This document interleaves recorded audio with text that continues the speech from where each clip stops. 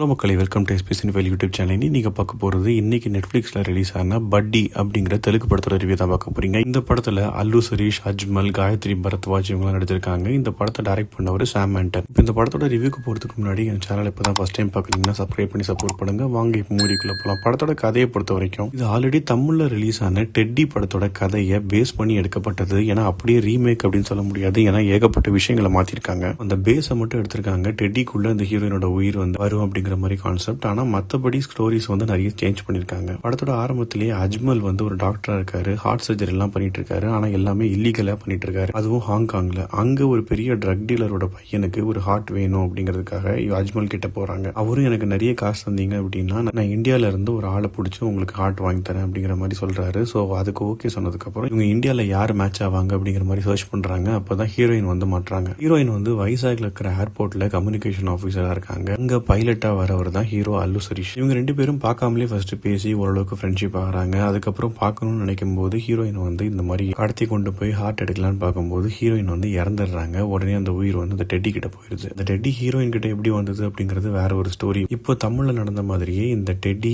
அந்த ஹீரோவோட சேர்ந்து எப்படி ஹீரோயினை காப்பாத்தினாங்க அப்படிங்கறது இந்த படத்தோட மிச்ச கதை. இந்த படம் ஆல்ரெடி தியேட்டர்ஸ்ல ரிலீஸ் ஆயிடுச்சு. இப்போ நெட்ஃபிளிக்ஸ்ல தமிழ் டப்பிங்லயும் ரிலீஸ் ஆயிருக்குது. இப்போ இந்த படத்தோட பாசிட்டிவ்ஸ் நெகட்டிவ்ஸ் பார்க்கலாம். என்னை பொறுத்த வரைக்கும் இந்த படத்துல பெருசா பாசிட்டிவ்ஸே இல்ல. ஏன்னா படத்தை அந்த அளவுக்கு சொதப்பி வச்சிருக்காங்க. எனக்கு பிடிச்ச சில விஷயங்கள் பாத்தீங்கன்னா அஜ்மலோட ஆக்டிங் வந்து ரொம்பவே சூப்பரா இருந்தது. அவர் நிறைய படங்கள்ல வில்லனா பண்ணிருக்காரு, பட் இந்த படத்துல கொஞ்சம் ஸ்டைலிஷா பண்ணிருக்காரு. மியூசிக் நம்ம ஹிப்பா பாதி போட்டிருக்காரு. ஒரு மெலடி நல்லா இருந்தது அண்ட் பிஜிஎமும் ஓகேவா இருந்தது. சில இடங்கள்ல மட்டும் சினிமோட்டோகிராஃபி நல்லா இருந்தது. இதெல்லாம் தான் இந்த படத்தோட பாசிட்டிவ்ஸ். மற்றபடி எல்லாமே நெகட்டிவ் சைட்ல தான் வருது. பெர்ஃபார்மன்ஸா இருக்கட்டும், அந்த சீன்ஸா இருக்கட்டும், சீன்ஸ்லாம் ஏன் இவ்வளவு கிரிஞ்சா பண்ணிருக்காங்கன்னே தெரியல. ஹீரோ பைலட் சோ மாசா காட்டணும் அப்படிங்கிறதுக்காக பல விஷயங்கள் அவர் வானத்திலே பண்றாரு, எந்த வித லாஜிக்கும் இல்லாம. அதுக்கு சிஜி எல்லாம் பாத்தீங்கன்னா அதை விட ஒஸ்டா இருக்குது. தமிழ்ல எந்த அளவுக்கு ஜஸ்டிஃபை பண்ணியிருந்தாங்களோ, சக்தி சௌந்தரராஜனோட டைரக்ஷனா இருக்கட்டும், ஆர்யாவோட பெர்ஃபார்மன்ஸா இருக்கட்டும், இது எல்லாமே நல்லா இருந்துமே படம் பெருசா ஓடல. ஆனா இவங்க அந்த கான்செப்டை மட்டும் எடுத்து இன்னும் அழகா நல்லா பிரசன்ட் பண்ணிருக்கலாம். ஆனா இவங்க அதை விட சொதப்பி வச்சிருக்காங்க. இதை தமிழ் படத்தோட ரீமேக் அப்படின்னு யாரும் சொல்லிடக்கூடாது அப்படிங்கிறதுக்காக நிறைய விஷயங்கள் ஸ்டோரிஸ்ல மாத்திருக்காங்க. ஆனா